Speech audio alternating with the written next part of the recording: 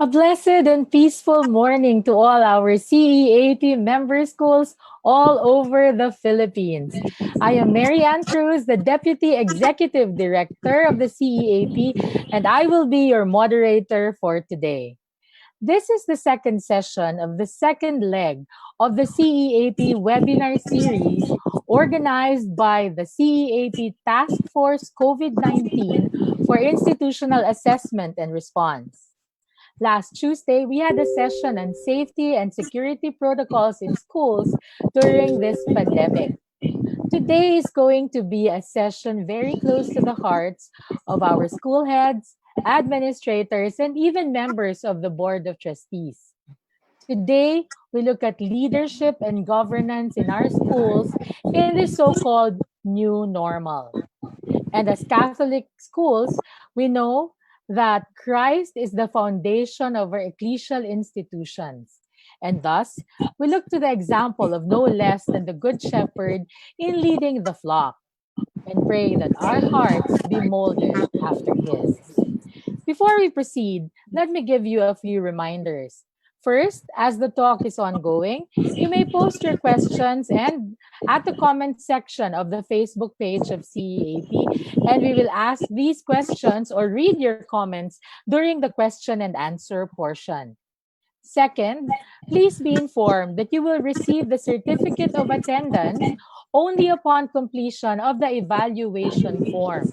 The link for the evaluation form will be posted at the comment section during the question and answer portion and will be available only until 2 p.m. today. So please make sure that you evaluate the session immediately after because the link will only be open until 2 p.m. today. We encourage you to answer the evaluation form, and in turn, you will receive the certificate of attendance within the next 2 weeks of this webinar. Thank you. And now we shall proceed with the webinar. To give us this webinar entitled Heart of a Shepherd, Leadership and Governance in Schools in the Time of COVID is the shepherd of the Diocese of Taet, the chair of the CBCP Episcopal Commission on the Youth, also a member of the CBCP Episcopal Commission on Catechesis and Catholic Education, the former Naga Parochial School Director for many years, and of course, the CEAP Trustee at Large. Join me in welcoming Bishop Rex Andrew C. Alarcon, DD. Take it away, Bishop Rex. Thank you, Mary Ann, and thank you to all of you who are participating. I invite you for a prayer. We shall begin with a prayer. And I propose that I read Psalm 23, the Psalm of the Good Shepherd. And as we listen to this one, let this be our prayer in this time of need, adversity, and difficulty. We turn to the Good Shepherd. So, in the name of the Father, and of the Son, and of the Holy Spirit, Amen. The Lord is my shepherd. I shall not want. He makes me lie down in green pastures. He leads me beside the still waters. He restores my soul. He guides me through the right paths for his name's sake. Although I walk through the valley of the shadow of death, I fear no evil, for you are beside me. Your rod and your staff comfort me. You spread a table before me in the presence of my foes. You anoint my head with oil. My cup is overflowing. Goodness and kindness will follow me all the days of my life. I shall dwell in the house of the Lord as long as I live.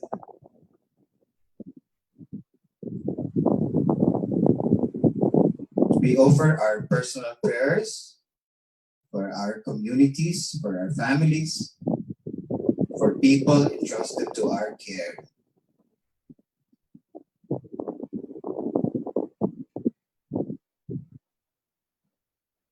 Let us also ask for the intercession of Our Lady Hail Mary, full of grace, the Lord is with you.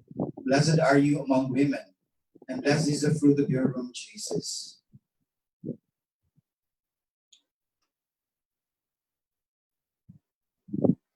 In the name of the Father, and of the Son, and of the Holy Spirit, amen. Once again, good morning, everyone. And I thank CAP for this opportunity.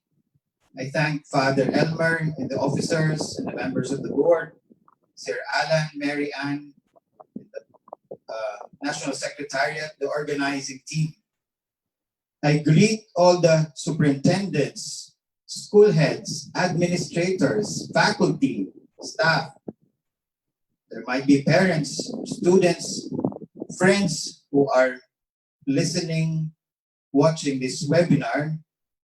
Those of you who are from schools, those who have graduated from schools, those who would like to return to schools, and even those who would like that schools be continuously closed. Good morning po. Magandang umaga sa inyong lahat.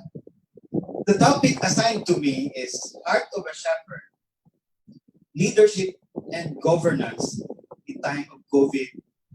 Sabi ko sa kanila, sa organizers, ano ba ang sasabihin ko? Medyo kakaiba ata ito doon sa usual topics. Sabi ko, mukhang ang topic na ito parang pang-humili, parang pang-recollection. Kaya pasintabi po wala po itong CPD units, but you will learn points, lesser time in purgatory. After this, you ask for the certificate, pero later nyo na magagamit. Regarding the topic, please note that I offer no silver bullet. The COVID-19 time is a very extraordinary time. Everybody was caught unaware and unprepared.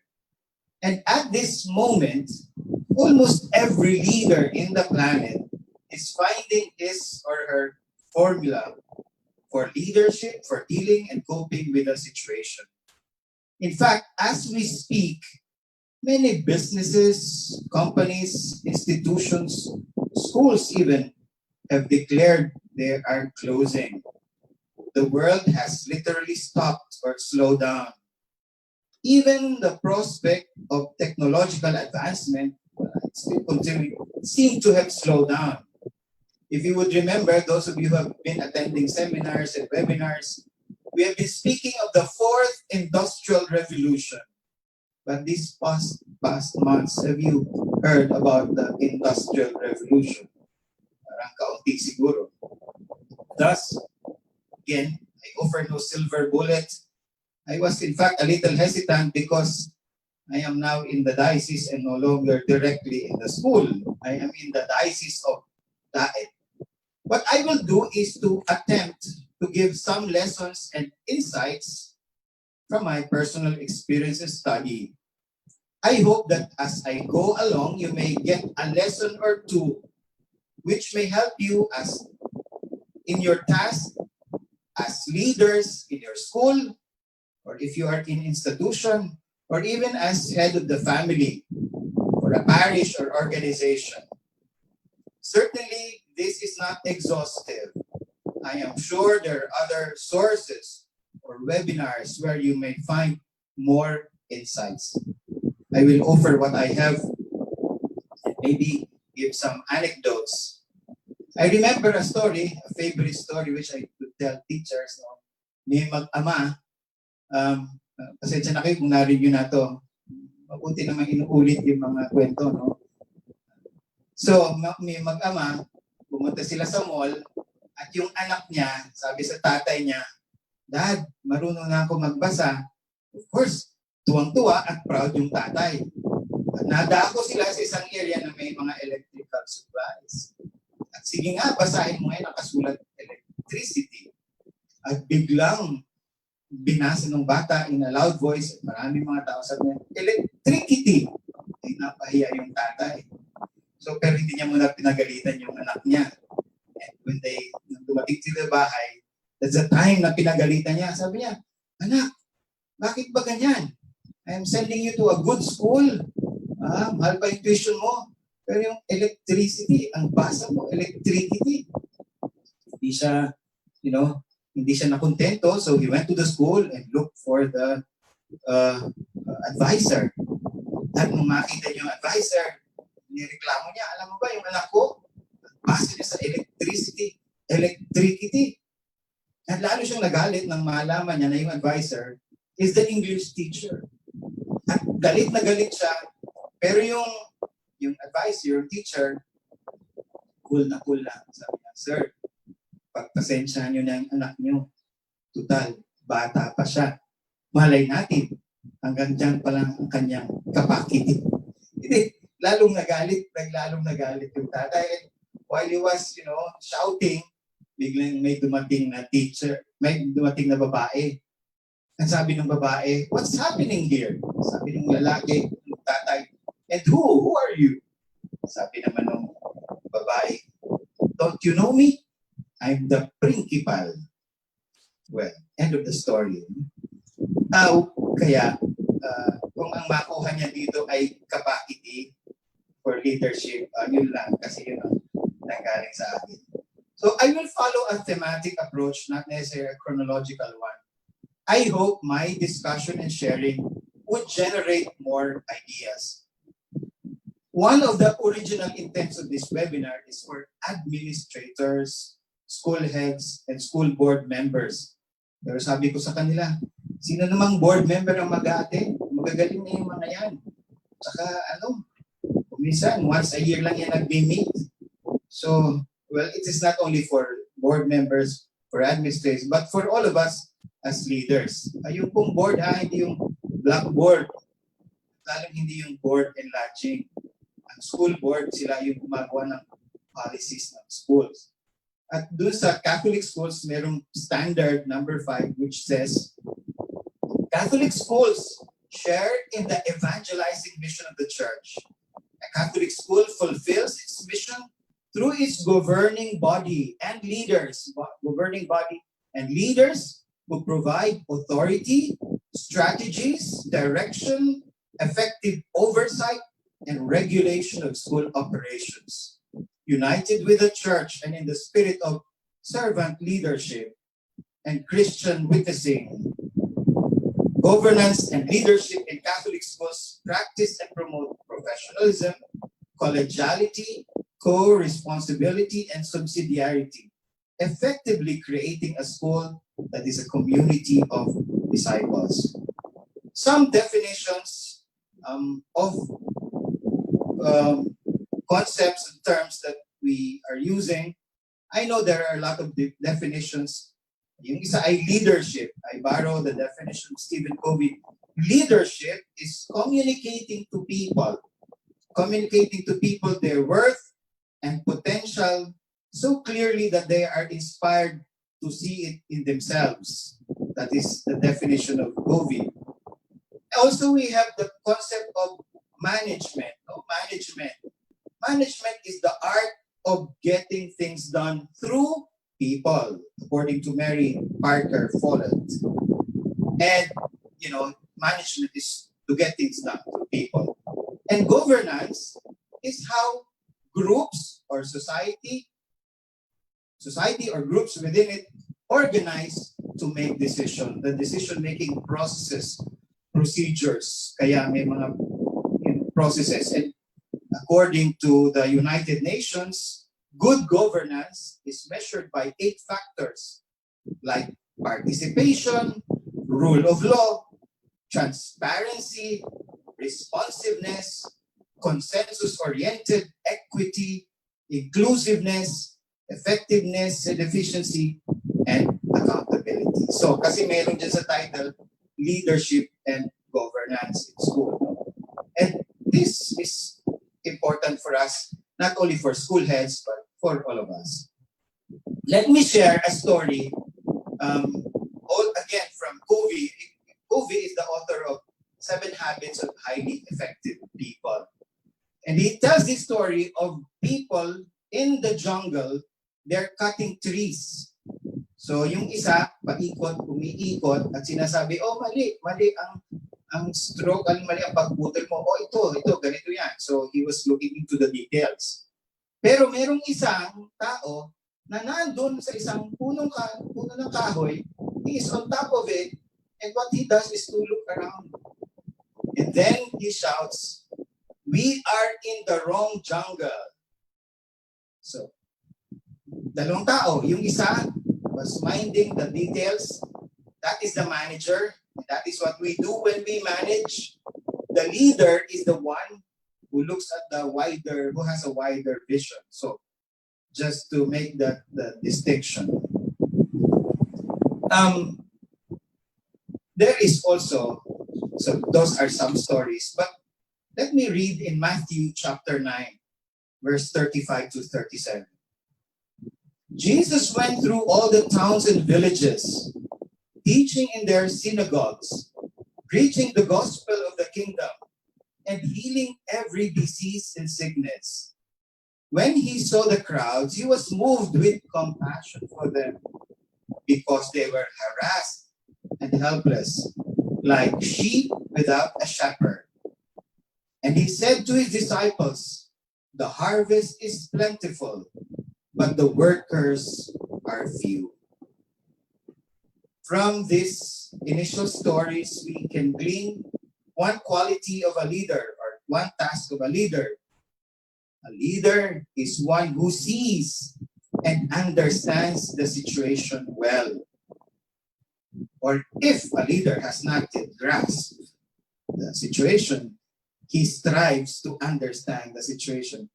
I remember a German term, sitz im Leben, situation, context also, very important. But today, leadership and governance in time of COVID-19, what is our situation? What is the COVID situation? You know, even before the pandemic, our world has been described as VUCA. There is this book, Leaders Make the Future. You see it on screen. And it speaks about VUCA and leadership in the time of VUCA. What does VUCA mean? You've heard this. Some of you might have heard this already. VUCA means volatile. The world is volatile. It speaks, volatility is about the nature, the speed and volume, magnitude, and dynamics of change. Diba? Volatile. Ang economy natin, volatile. And at that time, I remember in one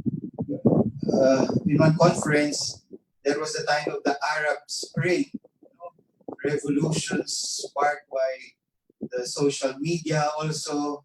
And there was this eruption of a volcano somewhere in Europe. Ngayon, pandemic, talagang volatile. Volatile ang situation. Kahit sa loob ng bahay, volatile.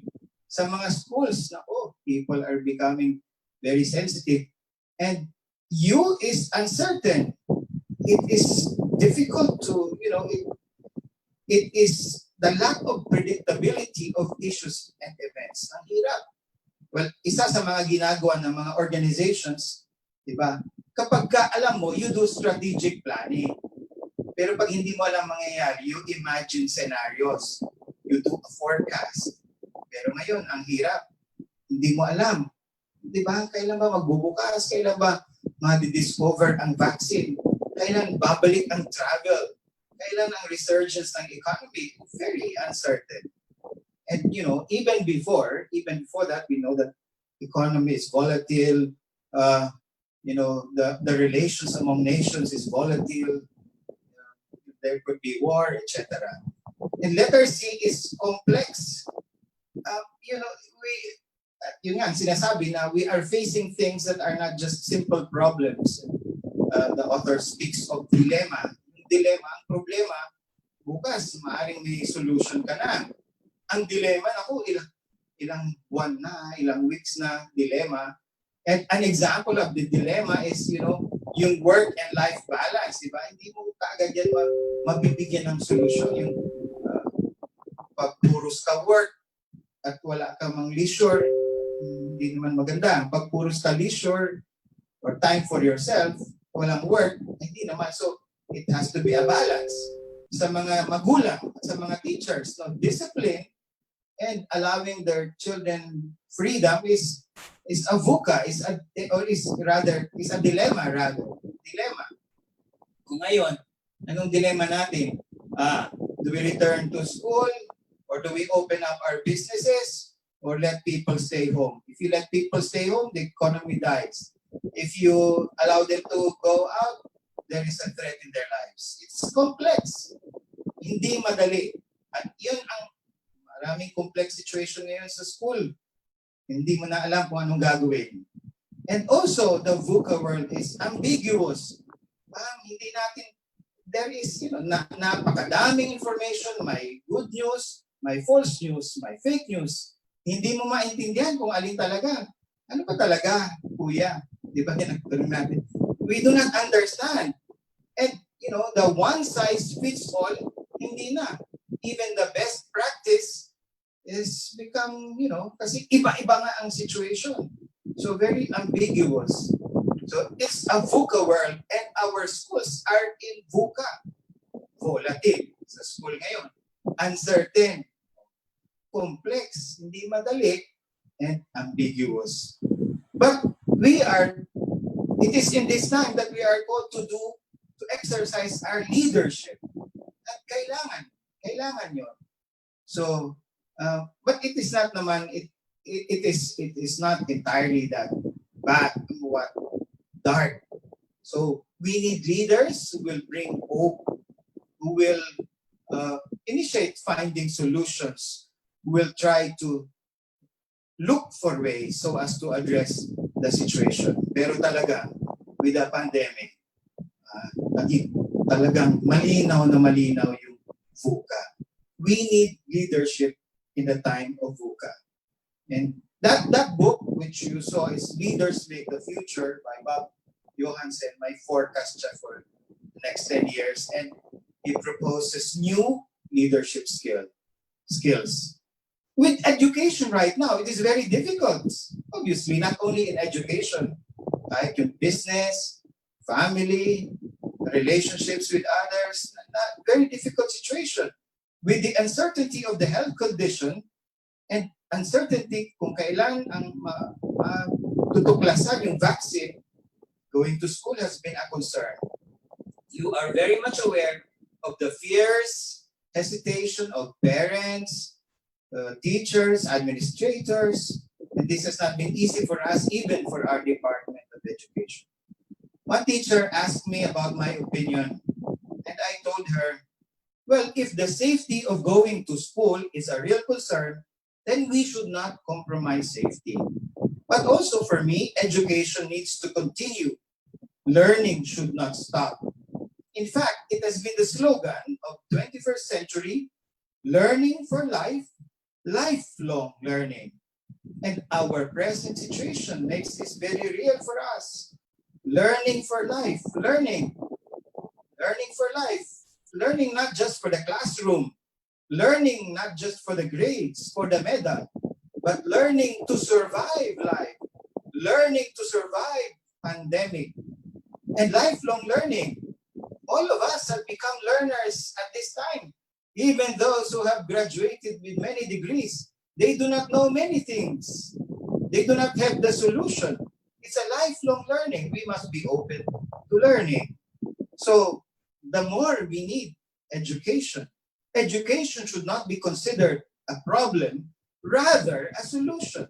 In fact, education, what it seeks is to address problems, research, thesis writing, the things that we do. We are being trained for problem solving. That is education. That should not stop. But how will this go? That's a different question. And how do we revitalize jobs if education stops? I know this is not a very easy discussion, but we must continue to seek ways so that learning must continue. Education can't wait. It is a human activity, and this is a challenge for us, leaders of school, board of trustees, administrators, faculty, teachers, and not only those in school, but even parents, catechists, parish priests, wherever you are, wherever we are. The time invites us to review the why of education. There is this book by Simon Sinek. He says, start with the why, start with the why. So, and in this book, he says, the organizations, businesses, institutions which thrive are those which are very conscious, not simply of the what are we going to do, but conscious of the why.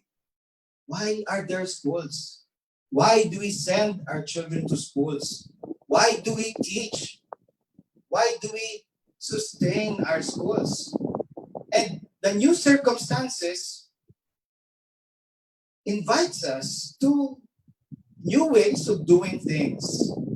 Although, as we say, we are in a survival mode, then education must also try its best to survive. So as educational leaders, we need to revisit the why of education. Not only in education, you may be in a parish, you may be in a youth group, you may be in a civic organization, or whatever group you belong to. It is an opportunity to go back. Why are we here? Why do we do what we do? That is an invitation for leaders. For leaders is to invite our people, our community, and for us in school to revisit the why of education. From the point of view of economics, education is an economic driver. What will happen to us if millions of pupils and students and teachers will not do anything for the following months? And even as we speak of online education, certainly education, being a human activity, cannot be left to machines. Because if so, then let us just produce machines and not send our children to school. But education is in VUCA. In fact, we are getting mixed signals. And shout out sa DepEd, yung mga private schools are trying to survive, trying to revive and continue education with their own resources. But here comes DepEd 13, maraming hinihingi. Parang pinahihirapan pa tuloy yung mga schools na magbukas. Ang nakakalungkot niyan, may mga requirements na para bagang hindi nire-require sa ibang schools, pero sa private schools, hinihingi. We are trying to help. No? The schools are trying to help. So, we are not picking up a fight, but let us help each other. Now, let me now go, introduction, go to the points. I have 5 points in my sharing. Oras na ba? So, and the 5 points, what you call this, can you go just to the next slide? Next slide, yeah. I don't know if you can read that. That's the VUCA. VUCA, it says, is the nature of speed, etc. Anyway, if you want that, and if you want a fuller, we can send you later. So the 5 points is number 1, people. Number 2, structures. Number 3, system. Number 4, culture. And number 5, the leader. This is how we shall try to deal with the topic. Let me go to the next slide now. People. With regard to people,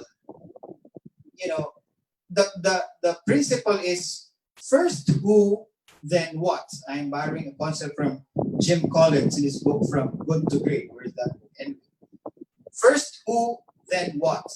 When we speak of schools, what comes first to your mind? For some, it's the school building. Others, the academic year. For others, tuition fee, books, curriculum, learning plans, lesson plans. But when we speak of schools, the first thing that should come to our mind are the children. The children, the pupils, the students, the teachers, the staff, the personnel, the people running the school. So the school, before being the building, of course, we refer to the building as the school.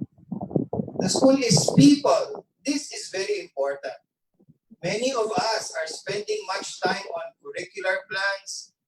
LMS, digital platforms, policies, etc. They are all okay, and we should not miss them. But do not miss, certainly, time for your clients, for time for the students, for the pupils, for your colleagues, for teachers, in knowing their sentiments, their concerns, their capabilities, their fears at this time. I'm sure you also doing that. Some schools have already done a survey of the capability, the digital capability. But let us not forget that in school, even in business, even in church, the primary consideration is the human capital, the human resource. For what would the school be without them? Without them? What would be your group without the people? So it is important that we keep track of them. Try to know where they are, how they are. I know that is not just very easy, but you can find ways by which you can delegate your faculty to track your students. People first. Next slide. So, first who, then what? Even in hiring, even in managing the business, first who, then what? Tao muna, bago trabaho. Pag maayos ang mga tao, andyan ang trabaho. Pero kahit alam mo yung what, pero wala kang who, naku, napakahirap yan. And because people first, we are dealing with people, then it follows safety first. Safety first. And that's what we have been doing. Safety first. No? Safety muna. We should not compromise safety because the task, one of the goals of education is the safety, security, and well-being of the members of the school, of those who go to school, of the or whatever institution. It's the well-being of people. Eh, pag wala na yun, ano pang saysay na ginagawa natin? So we do not compromise safety. That is why it is also very important that we ensure what we call a circle of safety in the book Leaders Eat Last. To ensure safety kapag ang mga tao hindi safe sa loob ng isang organization. They backbite each other, they speak ill against each other, o kaya, di ba, crisis sa loob, maging sa loob ng pamilya, o saan mang organisasyon. If they feel they are not protected, ang unang hahanapin yan yung survival nila. Kaya mag-uunahan yan. Kaya, so, kapag ganon, what happens? Walang order. So, next slide. It says, great vision without great people is irrelevant. Therefore, as leaders, next slide, we must prioritize the well-being of our people. If you prioritize the well-being of your people, then people in return give everything. The author of the book tells a story of a commander of a group. They were on a mission, and his troops were down below, and he's a pilot. And it came to a time when he needed to assist them. It means he would endanger himself, but he would do it because he is with his troops. And when he did that, the people were assured that he will die for us. No, he will give his life for us. In return, they would also give their lives for him. When they were asked, because sabi niya, if we would know, because we know he will do this for us. Circle of safety. Next slide. When people have to manage dangers from within the organization itself becomes less able to face the dangers from outside. The pandemic has brought many dangers inside. Let us face these dangers so that we may be able to face the dangers outside. So people leadership is about people. Next slide. Truly human leadership protects an organization from the internal rivalries that can shatter a culture. Leadership and governance is about people. A leader must have love for people and authentic concern for people. There is an author who says leadership is not about you. It is about people committed to your care. People are important because what is a shepherd without the flock? What is a teacher if she only has tools and no students? What is a school if it has only gadgets and well laid out plans, but the children and the students are forgotten? Education is about people. Ministry, evangelization is about people or about people. The human person is at the center. People, whether students, employees, staff, or support staff, they are at the center of education. Education is about people. Certainly, there are curricula, platforms, gadgets, schedules, fees, but only as they are related to people. Let us not forget the people. When we say any good policy or even a brilliant strategy or well laid out plans or programs without people, these are useless. People first. And what do? People is to empower them. Leadership is empowering people to add value to them, that they may discover their worth, so that they may develop their potentials.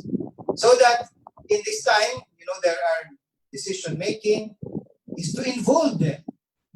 Thus, we speak of stakeholder engagement. So, find ways to be able to get feedbacks from the children, from the students, from the parents. If you are meeting merely as teachers and you are not getting feedbacks from your clients, from your customers, from the children, from the parents, kulang. So listen to them, get their perspective. So kaya nga, we also form task force, committees, and as much as possible, there is greater participation in these committees. That is involvement of stakeholders. And leaders, school leaders, not only school leaders, parish leaders, civic leaders, we need to listen. A good leader is one who listens very well. In one of the recent events that a doctor was speaking, and he was saying that even the good doctor is one who listens very well. So listening must be part of showing that we care. Don't just give things to a few. Of course, there are confidential and reserved matters, but when we involve others, we discover a wealth of ideas, of talent and resource. And let us not be afraid of crucial conversations. For leaders, avoid being a lone ranger. When in a board only one speaks, that is not a real board. That is bored. People are bored. So empowering people, because education and leadership is about people. Help them discover their potentials. And that is education. Educere is to draw out solutions, to draw out questions, educere, from persons. And an empowered team, next slide, will say, teams led by a directive leader, directive, yung siya lang ang lahat magbibigay ng direction, outperform those led by an empowering leader. Pero sa umpisa lang yan. However, despite lower early performance, teams led by an empowering leader experience higher performance improvement over time because of higher levels of team learning, coordination, empowerment, and mental model development. These are times of team learning. Lahat tayo nag-aaral and trying to find better ways of doing things. Dahil people first, then we also need to inform our people. And communication is very important. As you know, even in dealing with the pandemic, world leaders, communication is very important. Simple, understandable. There is a clear vision because miscommunication may be fatal. And this is very important. And we are not simply to inform, but also to connect. There is a book by John Maxwell which says, we do not only communicate, but we must connect. So there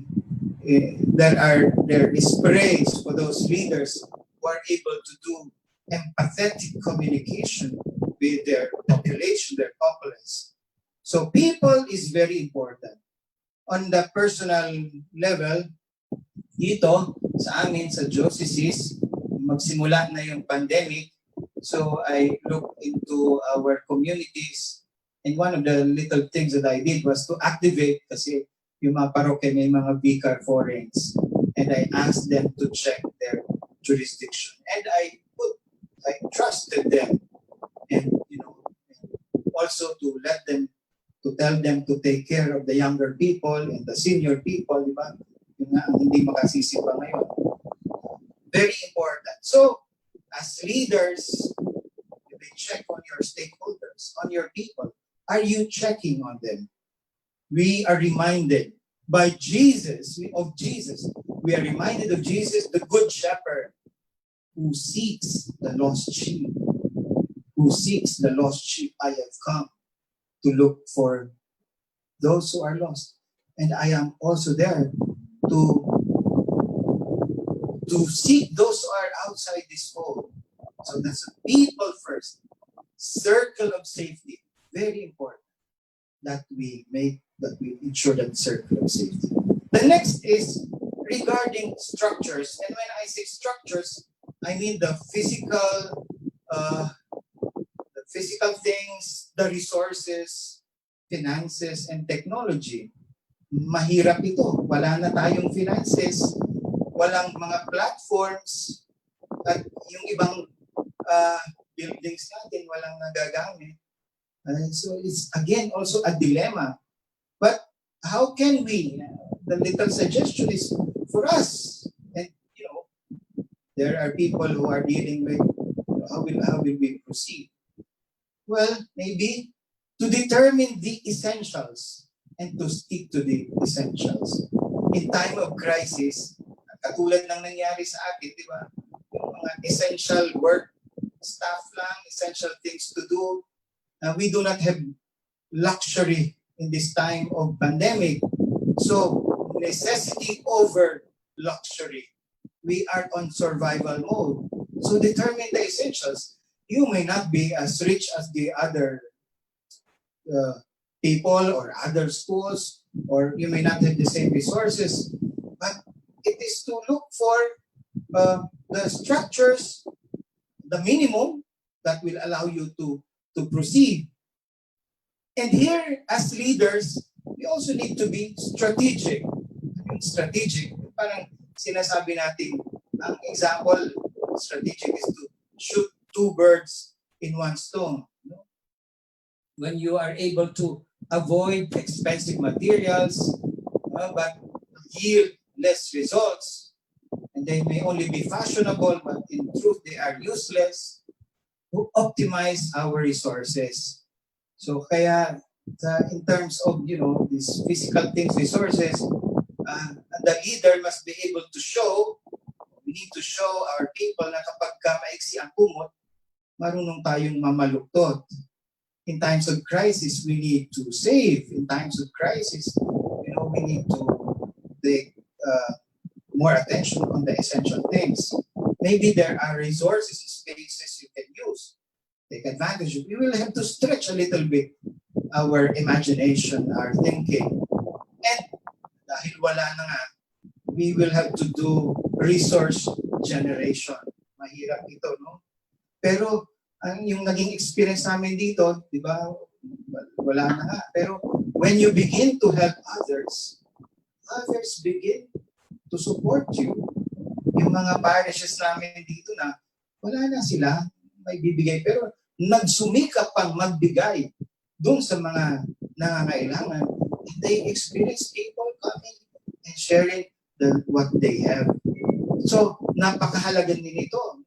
In time na gipit na ang ating, what you call this, finances, etc., we will have to take initiative to do also resource generation.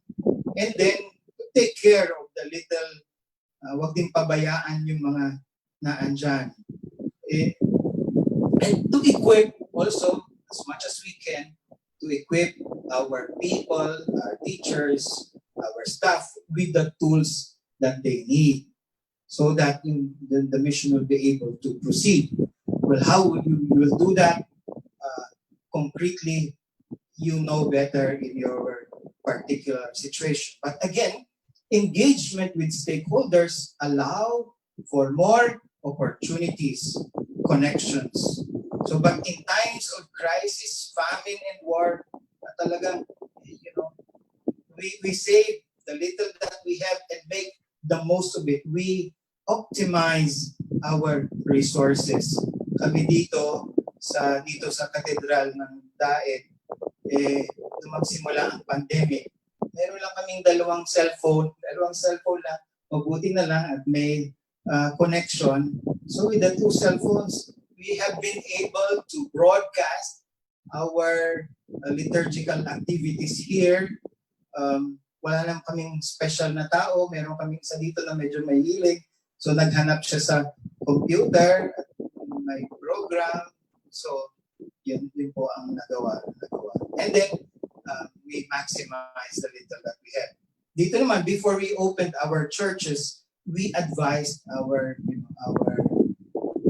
parish priest, check your facilities, check the churches that they are safe, make sure that they are safe. And what are the things that you need? Thermal scanners, etc. So mahalaga yon in leadership and governance in the time of COVID. We have to determine what are the essential tools that we need, essential structures that we need, resources that we need. And kung wala, medyo, mag-ano tayo. And not primarily because of the mission of the why. We remember Jesus in the psalm that we read. The Lord is my shepherd. He brings me to verdant pastures. Remember, at one point, he was preaching to them and he saw that they were hungry. He asked them to sit down and to attend to what they need. So that's the second. Structures, resources, finances, etc. The third is on, next slide po. Next slide. Yeah, structures. Next po. Okay, optimize. Prioritize. And next slide, necessity over luxury. And next slide, we go to systems. The systems, when we speak here in our sharing, we refer to the structure, how people make decisions. They are the operating principles whereby we translate perceptions, goals, rules, and norms into actions. So, keeping to mind the people first, then it is good for school leaders, school boards to review and check their policies, whether they are pro people at this time of pandemic, to look at people more than the numbers. I know that is not very easy. To check whether the policies are just, equitable, includes all. Whether the procedures, of course, we have installed new procedures and processes observe justice, equality, and equity. And we have always heard it that hindi lamang ang magaling na tao ang kailangan natin, kasi kahit gaano kagaling isang tao, lalamunin siya ng pangit na sistema. So we need good systems. As leaders, administrators, trustees, we must see to it that the good system is in place That is why we formulate processes, procedures, and protocols. Um, it would be good if school boards, administrators talk to each other and see whether the strategies, directions, oversight, and regulation of the school are according to the standards of Catholic school. Even in the time of crisis, we do not let go of our standards as Catholic schools. So for us, yung PCSS, wag kalilimutan. Check whether there's a mechanism of planning, sustaining, completing, evaluating, if that is in place. People do a post-mortem, no, evaluation. There are those who say that we must also do a pre-mortem. What could fail? And I'm sure you have been doing that. For the future is uncertain. A leader must develop the habit of thinking through. Hindi lang ngayon at bukas, but what will happen in the long run. And not simply follow up, but follow through. And for us leaders, this requires patience and thoroughness. We need to be programmatic, hindi lang mga activities. Pero they are in line, may goal, malinaw, target. So we do things not simply because of this, the spur of the moment. It's just hindi lang dahil yun ang na gusto natin o na pinag-iinipan natin, pero pinag-iisipan talaga. So in time of sa panahon ng crisis, sa panahon ng pandemic, halos araw-araw ka talaga mag-iisip. Araw-araw, literally. If you are surviving talagang araw-araw, also if you wish to survive, you also take one day at a time. But to be programmatic, something that we can do, install a system of brainstorming, discussion, updating. For this, again, leads to idea generation. Ideas are the fuel of progress, as we say. And if you have a good idea, pursue it, test it, prove it, take action on it. So, system of monitoring, compliance, and improvement. Also, accountability. And the first that we should show that there is accountability ay tayo. No? And then a system of appreciation, hindi pa rin nawawala, appreciation so as to motivate and add value to our people. That even in this difficult time, they feel important, appreciated, challenged, rewarded, and cared for. We are speaking again about people-centered system. A system that facilitates and not confuses. Don't make it so complicated. Lalo-lalo na ngayon, marami tayong pinag-aaralan. No? Kapag napaka-complicated ng sistema mo, naku, konti ang tatanggap niyan. In the book, Entrepreneurship and Innovation by Peter Drucker, he says, many of the innovations are simple. Yung mga complicated things, they don't catch fire. But the simpler, it is easy for people to be on board. And a system that respects the varied situation of stakeholders. We speak of gradated, age-appropriate. Iba-iba yung sa bata, so sa primary, medyo may iba dun sa Wala na nga kasi yung one size fits all.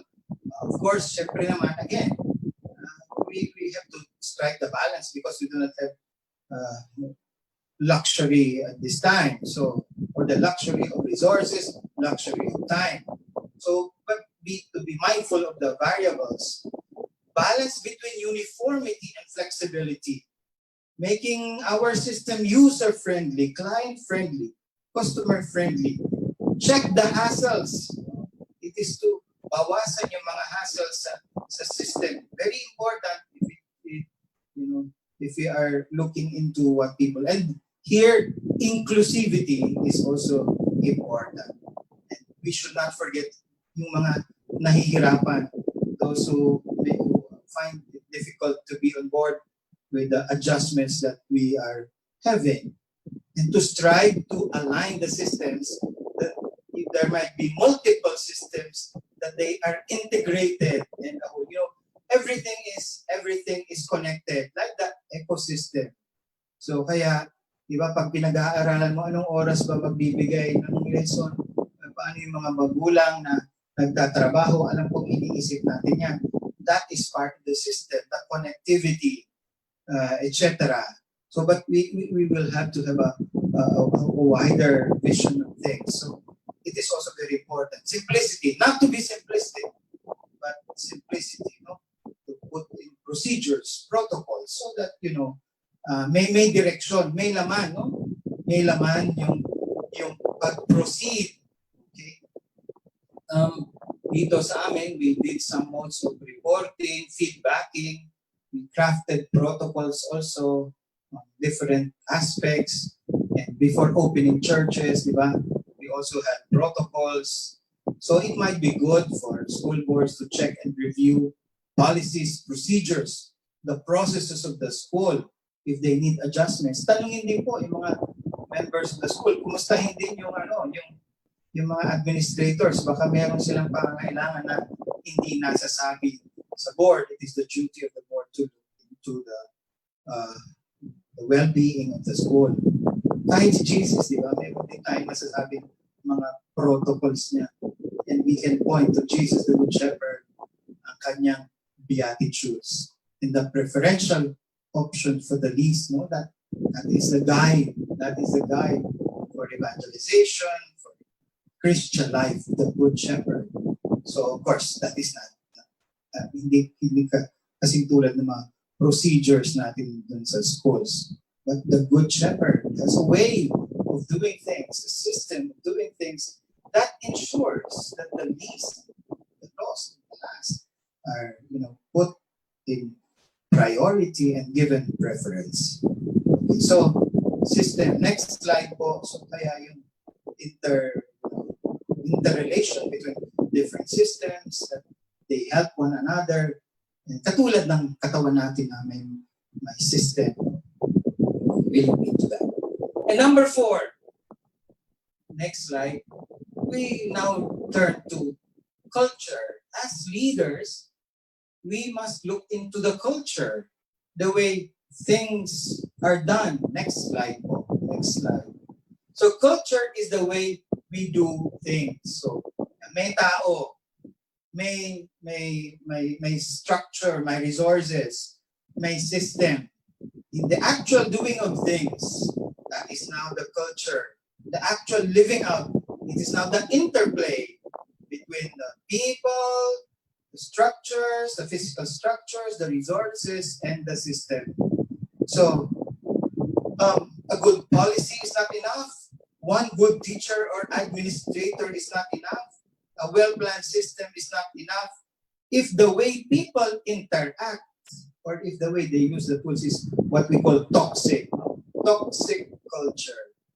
So, kailangan we must nurture a culture of care where people feel that they are, as we've already said, appreciated, there is freedom, but also not so, parang anything goes. So, mahalaga din yung nurturing a culture of discipline. Next slide. Discipline. A culture of discipline is about getting disciplined people who engage in disciplined thoughts and who take disciplined action. So, because it's a different time, we cannot be operating in the same way. And if the status quo was not bringing good things, bringing results, then some things have to be changed. So we must learn to adjust. But it is not to be, the adjustment is not for us to be easygoing, negligent, or indifferent, but to be more engaged, more focused, more inner directed. Discipline, mahalaga yung self-discipline. And to bring our communities, the school, into that culture of discipline is a challenge. But it must begin with the leader. And the culture of discipline, well, next slide po. There you see that when you have disciplined people, you don't need hierarchy. When you have disciplined thought, you don't need bureaucracy. When you have disciplined action, you don't need excessive control. Pero kapag you find yourselves putting laws, rules, regulations to the minutest detail, hindi disciplined yung mga tao kasi kailangan mo pang sabihin to the last thing that they will do. No? So, and yeah, next slide po. Ayan. Okay. So, next slide. Yeah. So, there. That is taken from the book, Good to Great, the framework. And discipline requires hard work, commitment, single-heartedness. In times of crisis, we cannot be very choosy. Of course, we must make choices. Pero huwag maging mapili, no? We must accept that there are things that we need to sacrifice, to let go. There are things that we cannot do as of the moment. Medyo, wag muna yan. Yun nga, we have to look into our priority. And we need to examine very well, sit again, we must put safety nets also, etc. But crisis also can be a time of, as we say, crisis is the Greek term for turbulence, etc. But we also use the Greek word kairos. Kairos. Yung panahon ng crisis ay maging maaari ding mga panahon ng kabayanihan, ng kadahilan. So, it's a time to be creative, to innovate, to develop a culture of creativity. But take note, innovation, as Drucker would say, is not separated from hard work. In fact, the real innovations are a result of patient analysis, patient testing, doing things. So, but in creating a culture, a good culture, we as leaders must not be afraid of the brutal facts. Brutal facts. Ano ba talaga? Ano ba talaga ang problema natin? Ano ba talaga ang kailangan nating harapin? Don't keep them under the rug. So, it is again also to engage into crucial conversations, to be able to listen, to be able to put the, again, mahalaga din dito sa conversation, if you want the interlocutor, yung kausap mo, na magbukas siya sa'yo, kailangan he or she feels safe. Pero kung unang salita mo pa lamang, takot na siya, maglalagay ng defense. So he will not be able to open up anymore. So even in crucial, in difficult conversations, among the first things to do is to ensure that, environment of safety, that I will be safe with what I say. And if you want to develop a culture of care, mahalaga po yun. And sometimes our companies, organizations, and schools, pag break time, ang saya-saya ng mga tao, di ba? Ang saya-saya ng mga tao, they are as human as they are. Pero pag nag-ring ng bell, parang biglang nawala yung joy sa yung tuwa. At parang na silang mga robots. That is not a good sign of culture. But as we speak, I know na iba ang mode natin ngayon, hindi nga tayo nakikita eh. But there is a new culture. No? We are in the digital space. We are also developing that. So, a culture of care, it is said, so goes the culture, so goes the school. So goes the culture, so goes the company or the organization. If the culture is toxic, everybody is in survival mode. Everybody is in a panic mode. People will just think of themselves. But what does the leader do in time of crisis? It is to show that he is willing to begin to be that model in that culture. And to accompany. You cannot build a culture if you are not there. If your presence is not felt. If what people feel are only your memos, only your orders, only your instructions, they do not feel you. I say feel because they may not see you now, but if they do not feel you and they cannot connect with you, that is why Some authors now speak of leadership with vulnerability, tapping into, leaning into vulnerability. Brene Brown would speak of it. Michelle Borba would speak of empathy, developing empathy, and even Sinek in his book says leadership with empathy. Creating a culture where there is empathy, then we're able to create a community, as in spoken in the standards, a community of disciples. Jesus, in his little community, he accompanied them, he lived with them, prayed with them, and he would call them, let us come and let us pray, let us go for there. He broke bread with them. He sent them into two. The culture of communion, he was with them, present.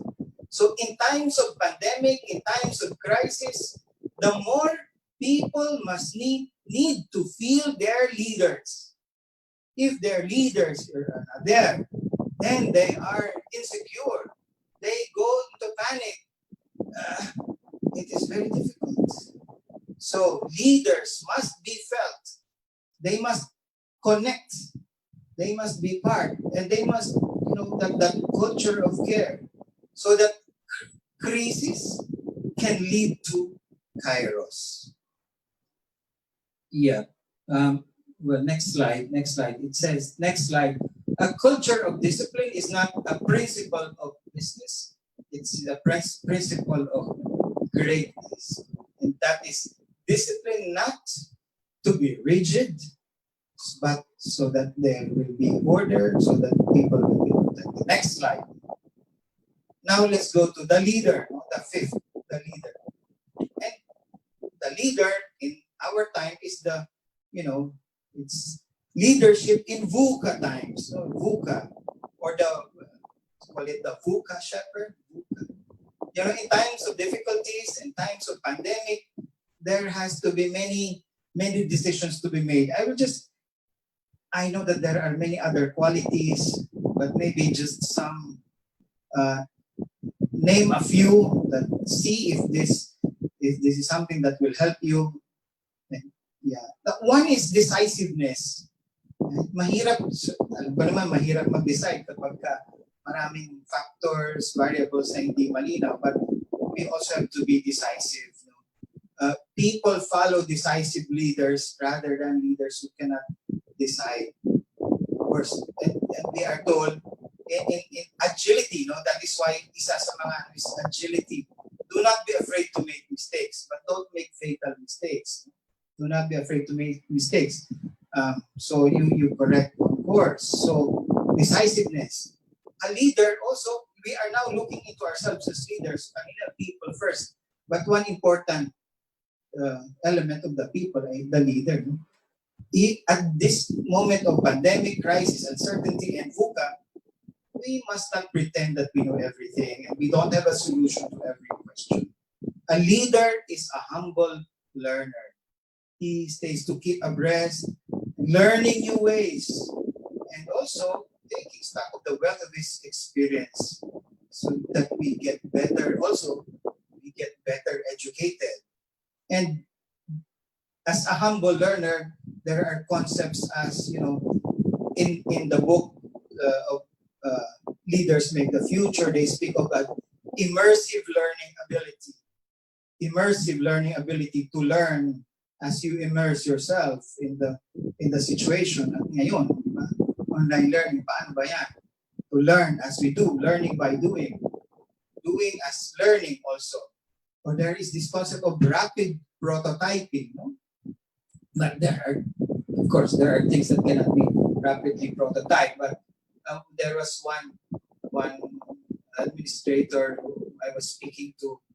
I was telling her na maybe ngayong summer, at that time na may time pa, you can offer free summer classes using already the digital or online platform or blended learning that you are saying, so that you all now have a prototype, and you can correct whatever is needed, get feedback. So humble learner, and what we are doing might be very little, but it is better than doing nothing. And then the leader, the VUCA shepherd, is to lead and to govern by empathy and trust. There is this book by The Speed of Trust. It is a shift in leadership style. Dati yung leadership natin, orders, hierarchy, commands, instructions, etc. But here it is, to cultivate trust, to develop relationship of trust, to listen to one another, tapping into humanity. And this goes with people first. And this goes with the desire for, or people want us to be authentic. Gunward, in the past, leadership was more of image building, power dressing, public speaking, what we call personality-based leadership. In time of crisis, we don't need those. Yung iba nga sa atin, pag Zoom meeting or iba bagong gising pa, iba hindi pa na, But, well, hindi ko naman sinabi na wag ka naman, you don't prepare yourself. But we need authentic leaders. One who listens and understands the other. And a good or better leader really was the capacity to listen. In the time of pandemic, the leader, referring to ourselves, we need to collaborate, cooperate, to network, to connect, to share, learn to work with others, learn to work with colleagues, for we cannot do things alone. The challenges that we face, we cannot address them as individuals. Napakalaki ng mga challenges natin. Hindi kaya ng isang tao lamang, hindi kaya ng isang organisasyon lamang, or isang department lamang. Kailangan magtulungan. And in this, the leader must also have respect for others, perspective, because of pluralism and multiplicity. One must be open, honest, truthful, ready for dialogue. So even one approach which calls design thinking puts in more people so that for greater idea generation. And this is much in line with our principles as Catholics, as Christians of communion, solidarity, and synodality. We strive to be a community, to listen to one another, to walk, to accompany each other. And certainly, we need integrity, which includes transparency and accountability. Humility, simplicity. Leadership, as we say, as we often hear it, is not about command. It's about influence. It's about influence. We say, so goes a culture, so goes an organization. But we also say, so goes the leader, so goes the culture. Kung ano ang leader, ano din ang kultura. So, mahalaga. And in that one of the book, leaders eat last. Why do people, sabi niya, why do he gives the example of the Marines, why aren't these people willing to die for their leader? Because the leaders eat last. They also lead at the front. Jesus, he says, the greatest among you must be your servant. No greater love than this, than to offer one's life for a friend. Here is the good shepherd telling us that there is no supreme sacrifice of the leader. That supreme sacrifice is that is self-giving. In fact, in these times, we are inspired by people, frontliners, who give themselves. The shepherd is not only, the image of Jesus is both the shepherd with the sheep on his shoulders, but also the shepherd on the cross. The shepherd on the cross. If we want to truly lead in this time of difficulty, we will have to carry the cross. Maraming isasakripisyo. Maraming gabi gigising ka. May mga i-give up ka. So as to to lead your people, the school, the children, the community. So leadership is not about you, it's about the people entrusted to your care. But there I also want to say it's only about you, it's what you do, what you witness, what you show, what you live by your life. So leadership, governance is not merely issuing orders. It's inspiring people. It's allowing people to discover the worth in themselves, the potential, so that they may develop this potential. At yung magandang image ng leader, di ba? Yung pilot ng aeroplano or captain ng ship, di ba? They must be the last to leave. They must ensure that everybody is safe. And they will be the last to leave. In time of this pandemic, we watch out, we look with compassion and care towards our people, particularly those the least, the lost, the last. And like a commander, like a pilot, like the good shepherd, we want all the sheep to be intact. And we are willing to offer our lives. And in Matthew chapter 9, verses 35 to 37, Jesus went out to all the towns and villages, teaching in their synagogues, preaching the gospel of the kingdom, and healing every disease and sickness. When he saw the crowds, he was moved with compassion for them, because they were harassed and helpless, like sheep without a shepherd. He said to his disciples, "The harvest is plentiful, but the workers are few." Leading in time of crisis is to lead also by faith, to trust in Him who has given us the capacity, the power, and the opportunity to lead. After all, it is His work. We are merely servants and not master builders. Thank you for your patience. You can go to the next slide, next two slides po. Yan, tapos na po yan. Next slide. Yan, the Good Shepherd. Maraming salamat po. Thus far, my sharing.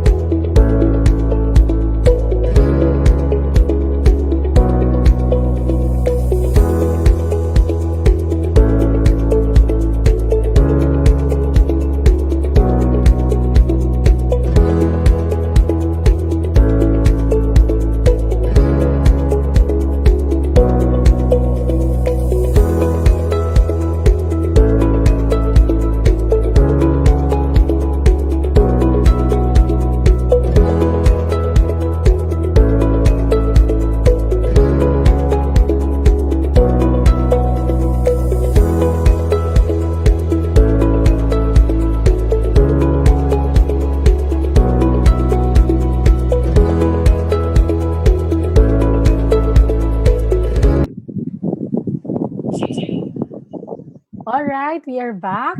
We would like to thank Bishop Rex Alarcon for his inputs on how it is to have the heart of a shepherd during this time of pandemic in our school. So we welcome you to the question and answer portion of this webinar. But before we proceed, may we just remind you again that you will receive the certificate of attendance only upon completion of the evaluation form. I believe the link is already posted and pinned at the bottom of the comment section of our Facebook page.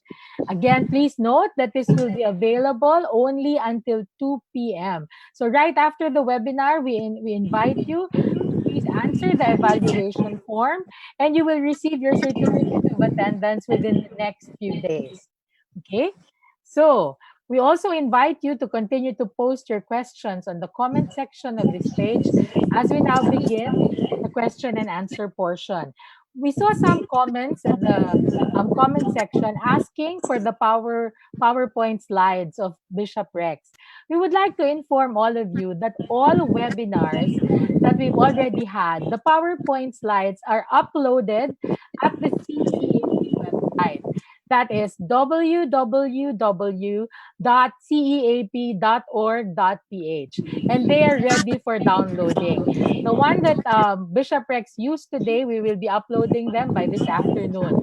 So all the materials of the past webinars are all there.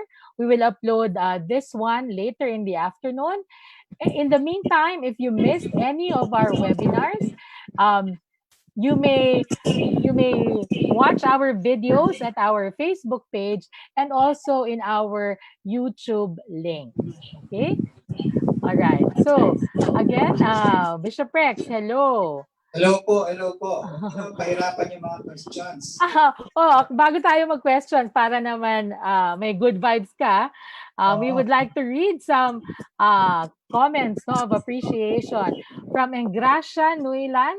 Thank you very much for this spiritually enlightening webinar, Bishop Rex, Thank you. for the wisdom in discussing it. Talagang mukhang nag-uumapaw sa sa pagkatao mo, no, ang pagiging good shepherd. And then from Region 8, from our principal friend na si Rubino Villo Kaliwan, thank you for the enlightenment on shepherding, Bishop Rex. Thank you for this, CEAP. Ayan. So very Thank you din po. insightful Thank you ang din po. talk talaga sa inyo. We will read some of the other comments. Please continue to comment and to post your questions. No? So Bishop, you've been an administrator, no, of Naga Parochial School. How many years have you been an administrator in Naga Parochial School? Close to 11 years. Close to 11 years, no? What do you think is the most important characteristic of a leader at this time? This time of the pandemic. I mean, with all your years of experience as an administrator. Well, what we said as the heart for the people. No? Number one is because you are a leader because of the people, and when we say people, because of the students, the children, the teachers, etc.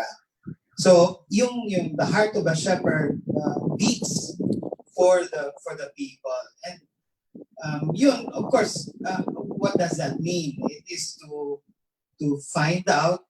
I know it's not very easy and it's a challenge for all. And it has been for me. It's not easy to see where they are, how they are.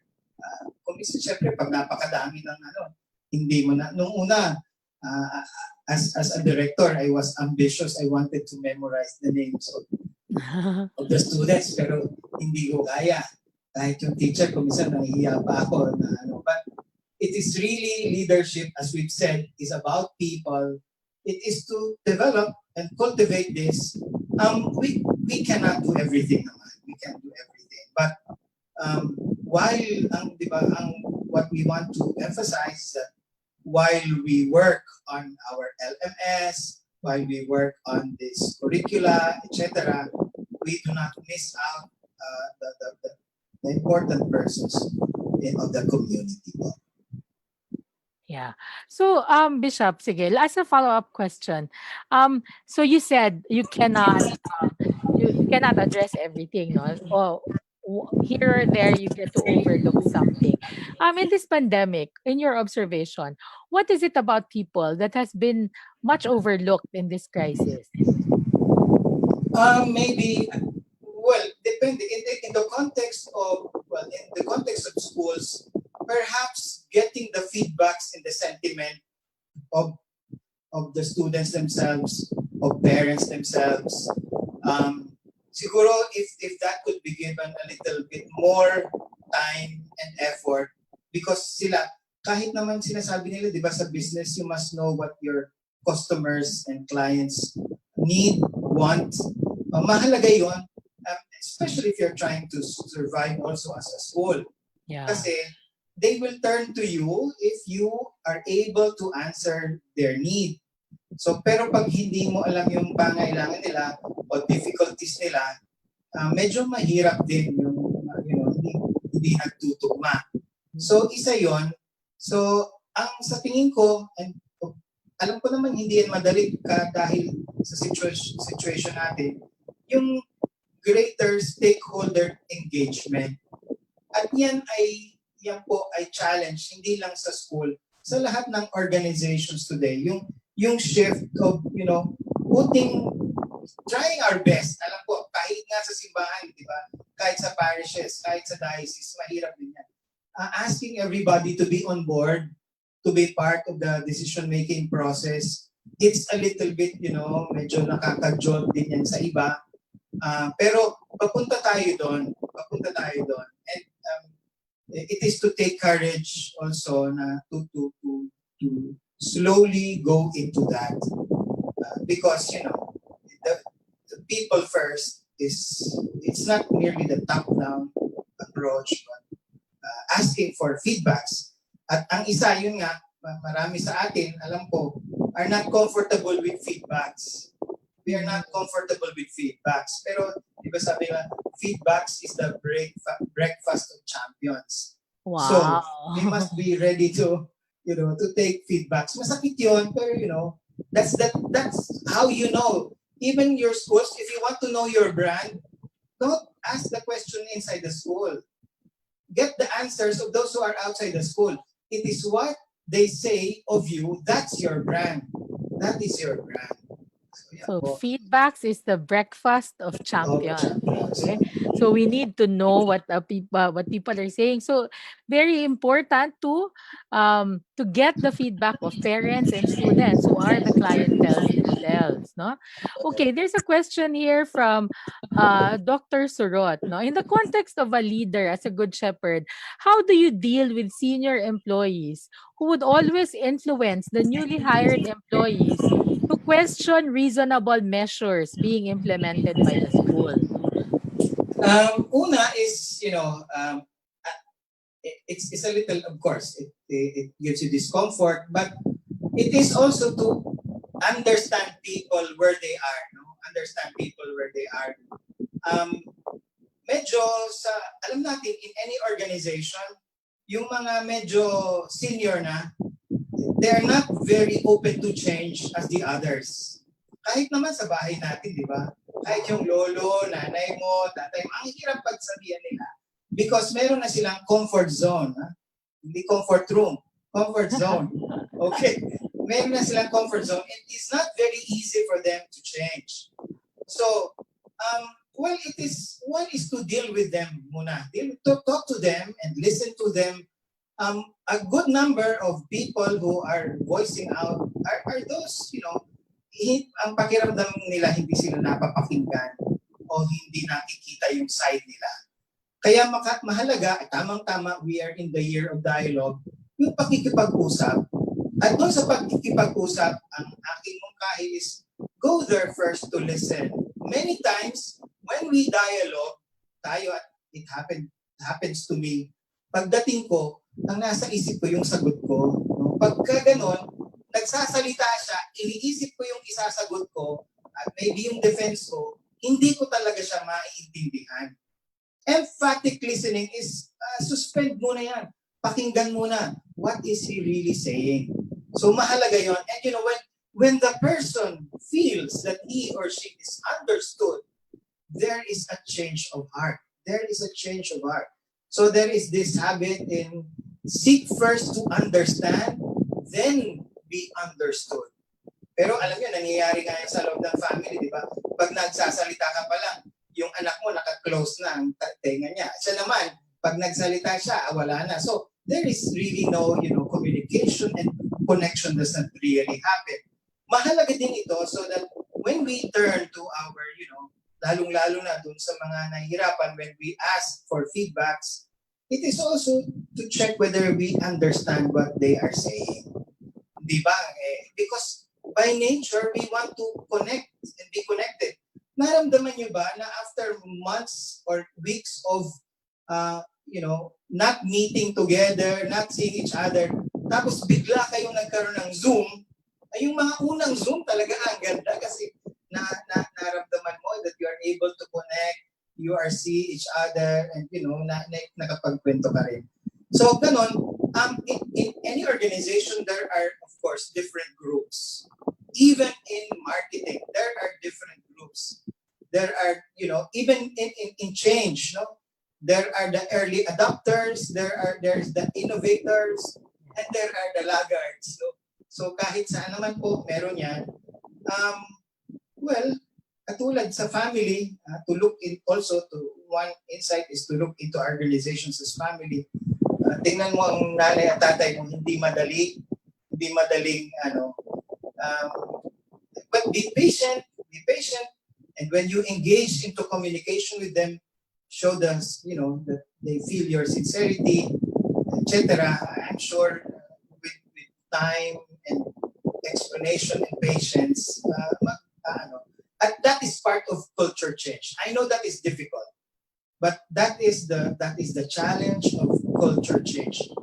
We do not change cultures overnight, as we do not change people overnight.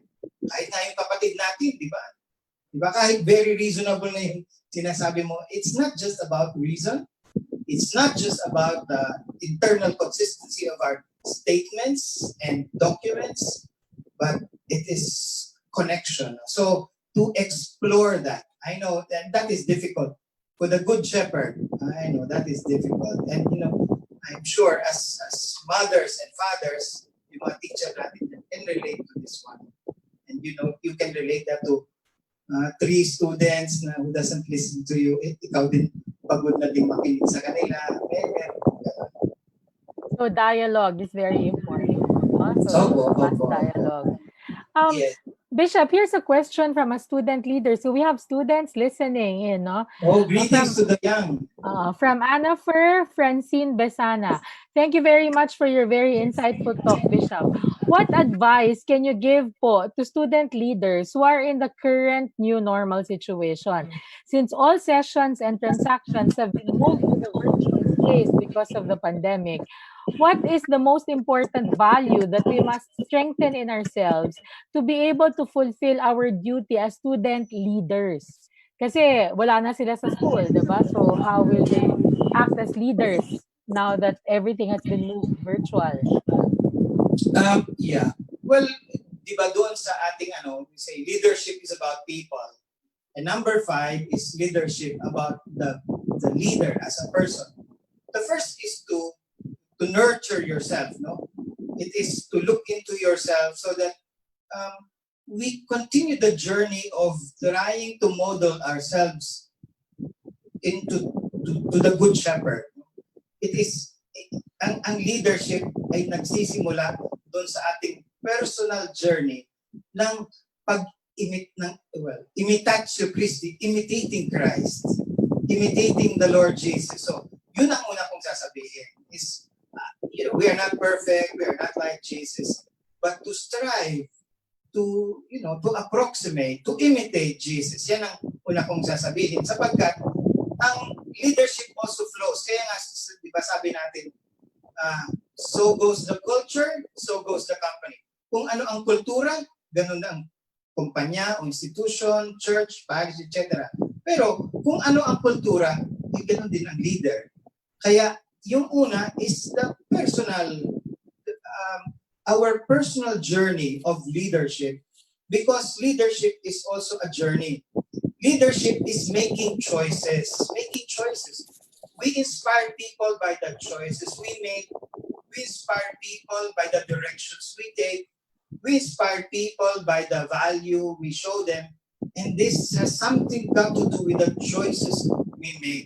And this must be, to lead with a moral compass, to lead with principle, not merely by fad, to lead not merely by fashion, but to lead because the core, our core moves us to do so because of our, of our discipleship with the Lord. So, leading with the heart of a shepherd is to try as much as possible to keep our sight on the Lord Jesus. Not only on the Lord Jesus, but yung ibang mga models natin ng leadership. At ngayon, in this time of pandemic na wala tayong physical contact, is to use platforms, other means by which we like for example, social media, etc. And also to connect with others. Ang isa sa ngayon na maybe to model to our young people is prudence. Prudence. The capacity to choose the right thing in the right time, in the right manner, in the right, situation.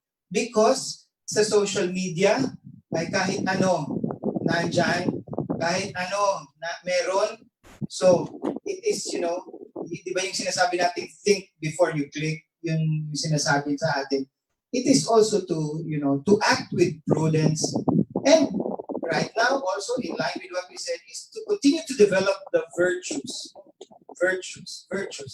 Those are inner dispositions by which we give witness to our faith in the Lord, by which we model a humane way of doing things, of existence, and by which we inspire others. Right. So I guess that's also similarly the answer to the question by Evelyn Chavez, that as a teacher and class advisor, what do you suggest can I do to establish relationships with them when I haven't even met them in person because of distance learning that we will be adapting? So similar, no? But they just have to use the other platforms necessary. This one from I think from the seminary. Concerning seminaries po, this is from Eduardo Nicolas Puno III. Um, Concerning seminaries that form future leaders after the heart of the Good Shepherd, do you have any suggestions on the structure of formation vis-a-vis the new normal context? Thank you po. Well, of course, it's not very easy to give an answer to that because, like all the others in the seminar situation, pinag-aaralan kung ano ang magandang mode, no?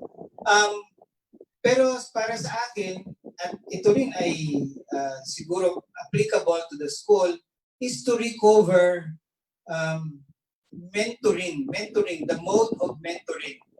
And the mode of mentoring is quite different from yung marami kang estudyante sa harap mo, etc.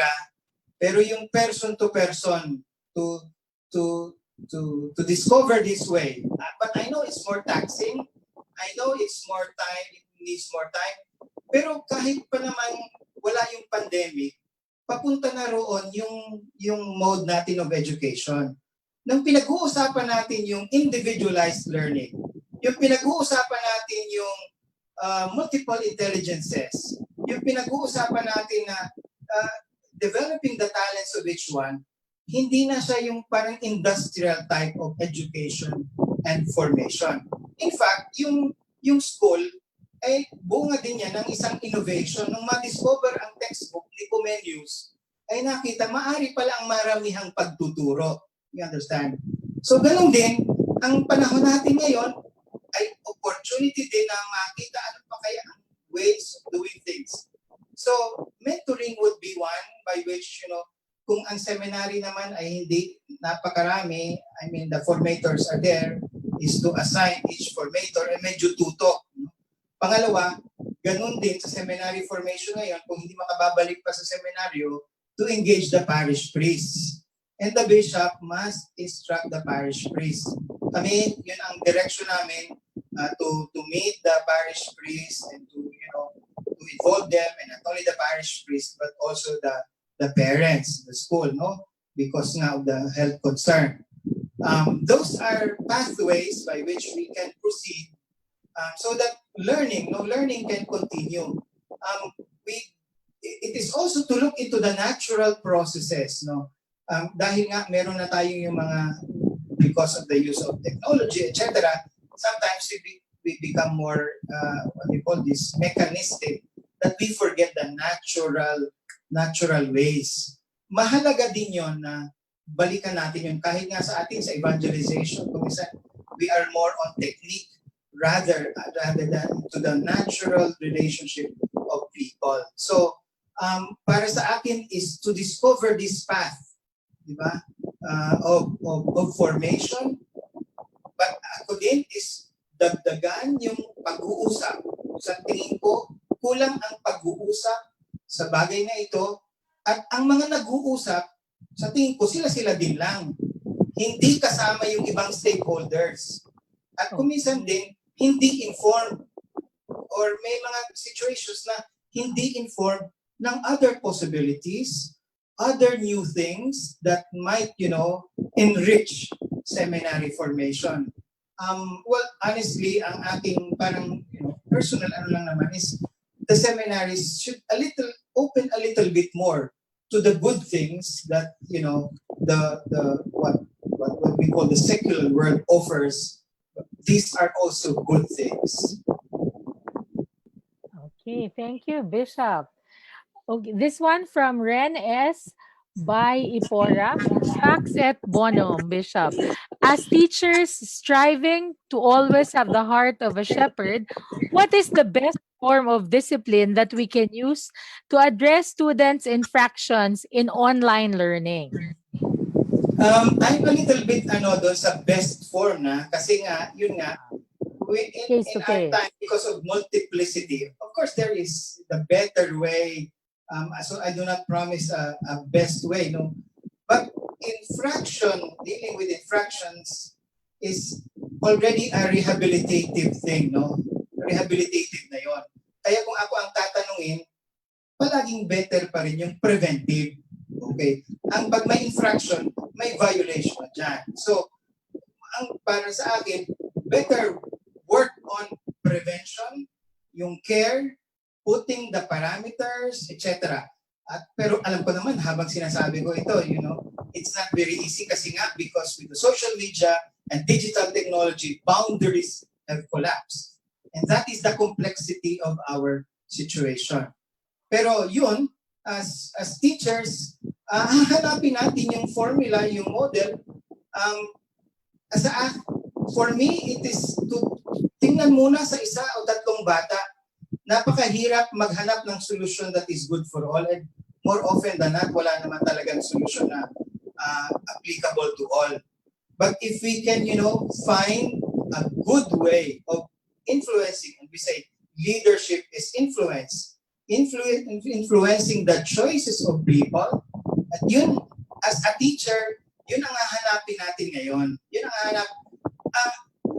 Times of crisis, medyo may maraming leeway din, di ba? Kasi hindi nga very rigid kasi marami nga ang kulang.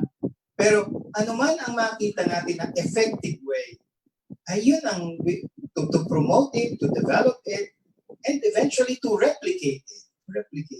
So for me, the best way is still prevention. Yes, prevention. But let us also understand that, even with the best things that we do, even in seminary formation, even in the military, or even the best institutions, we cannot predict the human person because there is freedom, but of course we trust in the power of the Lord and we do what we can. Yeah, we trust in the power of the Lord. This one from Gary Garay. How can the culture of leadership and noble governance address crab mentality, a common scenario in a working environment in the Philippine setting? Yeah, well actually, ang isa sa pinakamahirap palitan ay kultura talaga. If you are in school, it is not easy to change the culture or in a barangay. So I don't, I do not have an easy answer for that.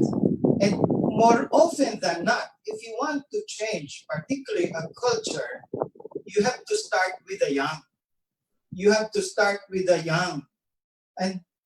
But you have to sustain it. Hindi ko naman sinasabi na wala nang change sa ating mga matatanda, no?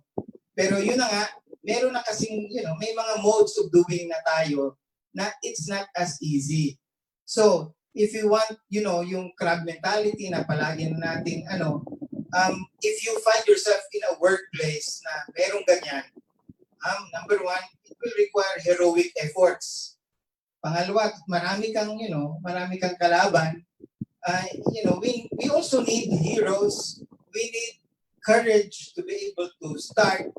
Pero baka we may not see it, lalo na kapag well-entrenched, we may not see it in our time. But trust in the Lord.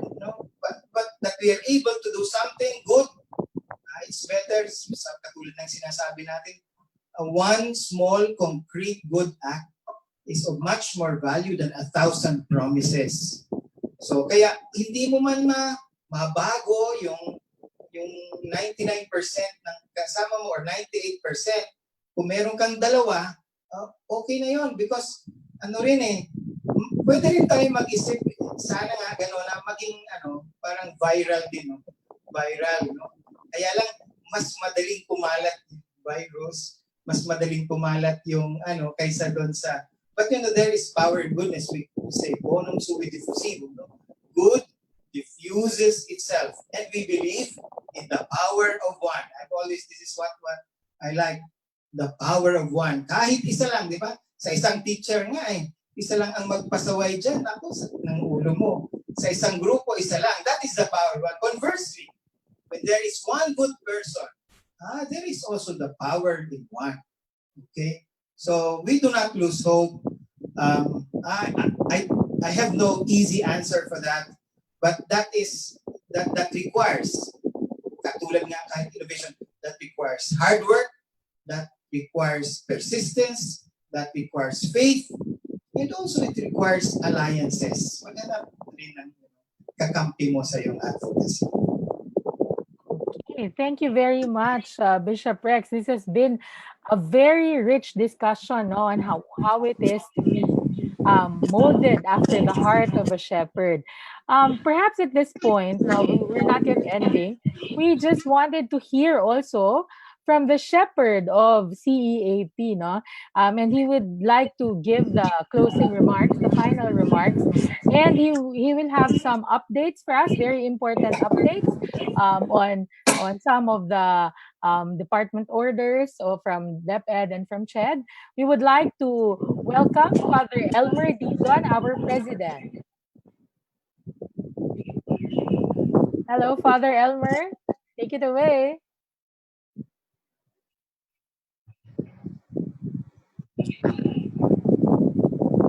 Ayun. Hello, Father. Mute ko.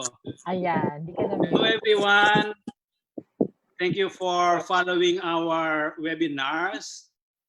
CEAP is at your service. And we hope that this webinar will be of help to all of you.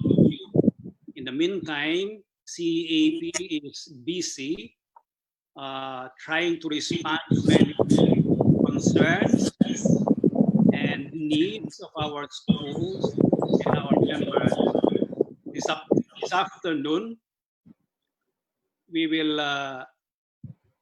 attend the Zoom meeting called by the Department of Education regarding the Department Order number 13, series of 2020. It is the readiness checklist for learning related modalities in the learning continuity plan of private schools. CAP wrote a letter bringing to them the concerns and difficulties of our member schools and suggested some ways to recalibrate the department order. So ipagdasal niyo po mamaya hapon. I will be attending that Zoom meeting together with our legal counsel, si Attorney Faye Bello. And tomorrow, we will have a dialogue with CHED regarding the plan of CHED to put up an open education resource and the concern of intellectual property rights of our member schools, especially higher education institutions, when they share their resources in that portal. We will need some clarification of that. For that, magdasal niyo po na magkaroon ng magandang bunga ang mga ito in favor of private education. CAP is also busy or has started planning for CAP Congress. Noong April po, nag-decide ang CEAP na cancel yung national convention, physical national convention. Pero pwede pa lang virtual or online. So CEAP, through the initiative of the Programs Design Committee, has coined a word, yung CEAP Congress. Congress stands for CEAP Online National Gathering for Renewed and Empowered Stewards or Shepherds in Schools. So we are preparing a 1-week Congress in September. Mababawasan lang ng konti yung mga concurrent sessions, pero may mga sessions that will address both the theme of the CBCP on activism and dialogue and IT, and also our situation at present. Pagdasal nyo na mabuo ng CAP yung Congress na yon. In the meantime, the board is busy formulating a manual for board culture and ethics that will be a guide to our organization, to our member schools, and to our national board. Last week, merong nagtanong na kung pwedeng isama ang ating mga schools at saka mga teachers sa amelioration program ng government. Actually po, simulat na tayo sa Department of Finance. As early as April 24, asking the Department of Finance to pre-qualify and assess our member schools as qualified applicants for the Small Business Wage Subsidy Program. After more than a week, sinagot tayo ng DOF. Hindi raw po tayo eligible. No, pati yung mga employees natin hindi eligible sa program na yon. There were also efforts on the part of COCOPEA to insert some subsidies sa mga legislative agenda, sa mga bills na na-file na magkaroon ng subsidy ang ating mga students. Pero hindi pa po nakapasa hanggang third reading yung mga bills na yon. So we are still waiting. Hopefully, magkaroon ng fruit ang mga yan. Ano pa? Yun lang ang update ko po sa inyo. And I would like to end by thanking our good shepherd, si Bishop Rex. Thank you, Bishop Rex, for sharing your big heart of a shepherd. I read somewhere that leading in a VUCA world, in a world that is an emerging normal, it calls us to communicate clearly and be flexible. Kasi in a VUCA world, in a new normal, looking for permanent solutions would be a little bit tiring and futile. So a leader in an emerging normal, in a VUCA world, still needs, as Bishop Rex emphasized, we need to collaborate in and also listen, in emphasizing to listen and think divergently, because the situation we are in is both complex and ambiguous. But aside from skills of leadership, I thank Bishop Rex for emphasizing the centrality of people in the exercise of shepherding.